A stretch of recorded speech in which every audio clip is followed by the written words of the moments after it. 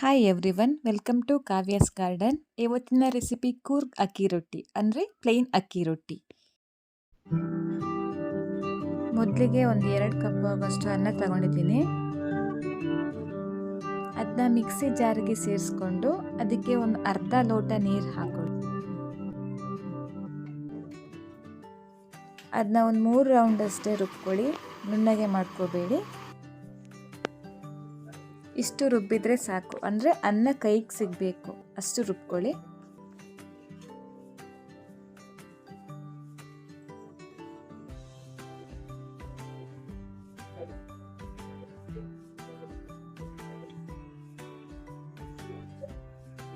ಎಲ್ಲ ಅನ್ನನ ಪಾತ್ರೆಗೆ ಸೇರಿಸ್ಕೊಂಡು ಈಗ ಅದಕ್ಕೆ ಉಪ್ಪು ಸೇರಿಸ್ಕೊಳ್ಳೋಣ.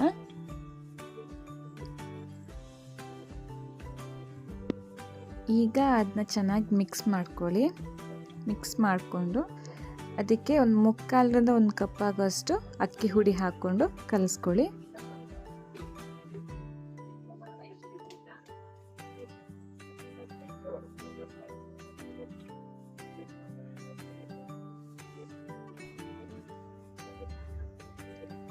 ಸ್ವಲ್ಪ ಸ್ವಲ್ಪನೇ ಅಕ್ಕಿ ಹುಡಿ ಹಾಕ್ಕೊಂಡು ಕಲಿಸ್ಕೊಳ್ಳಿ. ಚೆನ್ನಾಗಿ ಉಂಡೆ ಗಟ್ಟುವ ಥರ ಚೆನ್ನಾಗಿ ಕಲಿಸ್ಕೊಳ್ಳಿ.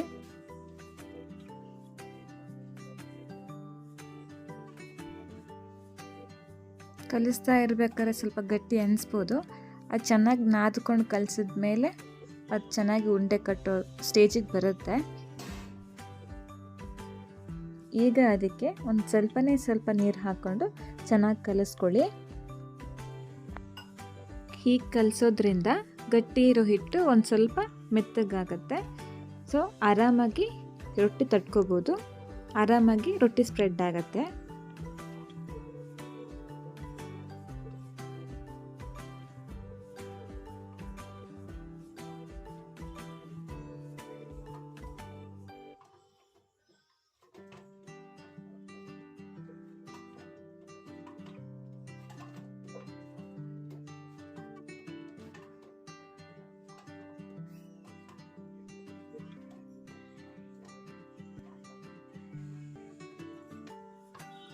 ಈಗ ರೊಟ್ಟಿ ಕಲಸಿ ರೆಡಿಯಾಗಿದೆ.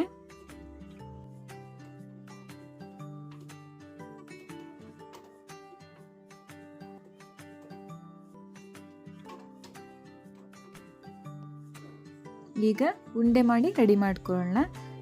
ಚಪಾತಿ ಉಂಡೆಗಿಂತ ದೊಡ್ಡದಾಗಿರಲಿ ಉಂಡೆ. ರೊಟ್ಟಿ ತುಂಬ ಸುಲಭವಾಗಿ ತಟ್ಕೊಳ್ಳೋದು ಕಷ್ಟ, ತುಂಬ ಮಂದ ಇದ್ದರೂ ಕಷ್ಟ ಆಗತ್ತೆ. ಆದ ಕಾರಣ ಮೀಡಿಯಮ್ ಸೈಜಲ್ಲಿ ತಟ್ಕೊಳ್ಳೋ ಕಾರಣ ಒಂದು ಸ್ವಲ್ಪ ದೊಡ್ಡದಾಗಿರಲಿ ಉಂಡೆ.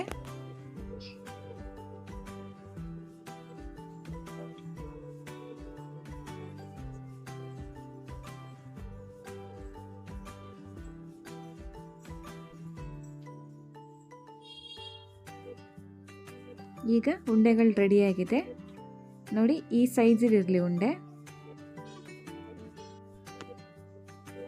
ಈಗ ರೊಟ್ಟಿ ತಟ್ಟೋದಕ್ಕೆ ರೊಟ್ಟಿ ಮೇಕರ್ ಶೀಟ್ ತಗೊಳ್ಳಿ. ನನ್ನ ಜೊತೆ ಅವೈಲೇಬಲ್ ಇರಲಿಲ್ಲ, ಸೊ ಅದಕ್ಕೆ ಎಣ್ಣೆ ಹಾಕ್ಕೊಂಡು ಚೆನ್ನಾಗಿ ಒರೆಸ್ಕೊಳ್ಳಿ. ಈಗ ಮೇಲ್ಗಡೆ ಟ್ರಾನ್ಸ್ಪರೆಂಟ್ ಶೀಟ್ ಇಟ್ಬಿಟ್ಟು ಹಿಟ್ಟನ್ನು ಚೆನ್ನಾಗಿ ಸ್ಪ್ರೆಡ್ ಮಾಡ್ಕೊಳ್ಳಿ. ಹೀಗೆ ಮಾಡೋದ್ರಿಂದ ಬೇಗ ಈಸಿಯಾಗಿ ಆಗುತ್ತೆ. ರೊಟ್ಟಿ ತಟ್ಟೋದಕ್ಕೆ ಕಷ್ಟ ಆಗ್ಬೋದೇನೋ, ಈ ವಿಧಾನದಲ್ಲಿ ಮಾಡಿ ತುಂಬ ಈಸಿಯಾಗಿ ಆಗುತ್ತೆ. ಆರಾಮಾಗಿ ಸ್ಪ್ರೆಡ್ ಆಗುತ್ತೆ, ರೊಟ್ಟಿ ಬೇಗ ಆಗುತ್ತೆ.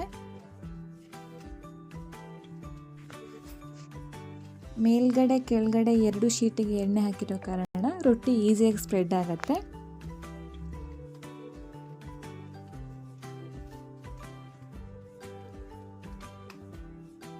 ನೋಡಿ, ತಟ್ಕೊಂಡು ರೆಡಿ ಆಗಿದೆ. ತುಂಬ ಸುಲಭವಾಗಿ ಬೇಡ, ತೆಗೆಯೋದು ಕಷ್ಟ ಆಗತ್ತೆ.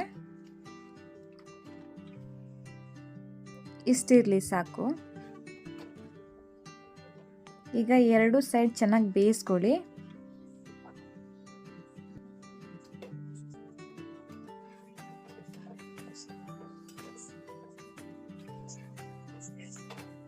ಈಗ ತವದಿಂದ ತೆಗೆದು ಬೆಂಕಿ ಮೇಲೆ ಇಡಿ, ಚೆನ್ನಾಗಿ ಉಬ್ಬು ಬರಲಿ.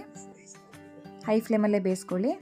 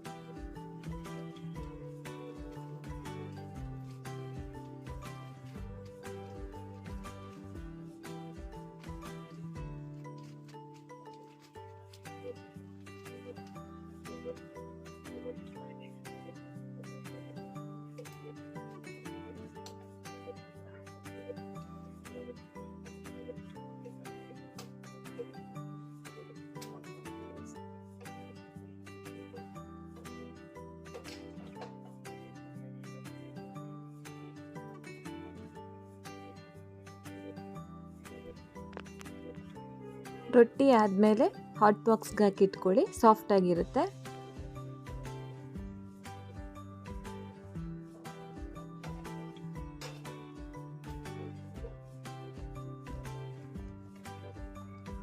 ಹೀಗೆ ಎಲ್ಲನೂ ರೆಡಿ ಮಾಡ್ಕೊಳ್ಳಿ.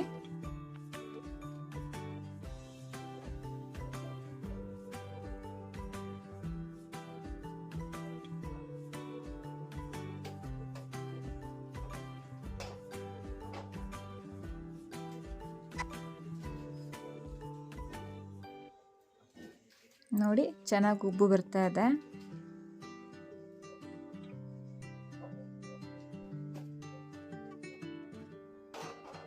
ಈಗ ರೊಟ್ಟಿ ರೆಡಿಯಾಗಿದೆ. ನೋಡಿ ಸಾಫ್ಟಾಗಿ ಚೆನ್ನಾಗಿ ಬಂದಿದೆ. ರೊಟ್ಟಿಗೆ ಚಿಕನ್ ಕರಿ, ಚಟ್ನಿ, ಪಲ್ಯ ಯಾವುದೇ ಇದ್ರೂ ಕಾಂಬಿನೇಷನ್ ಚೆನ್ನಾಗಿರುತ್ತೆ. ನಾನು ತರಕಾರಿ ಸಾರು ಮಾಡಿದ್ದೆ, ಚೆನ್ನಾಗಿತ್ತು ಕಾಂಬಿನೇಷನ್. ನೀವು ಟ್ರೈ ಮಾಡಿ. Thank you for watching.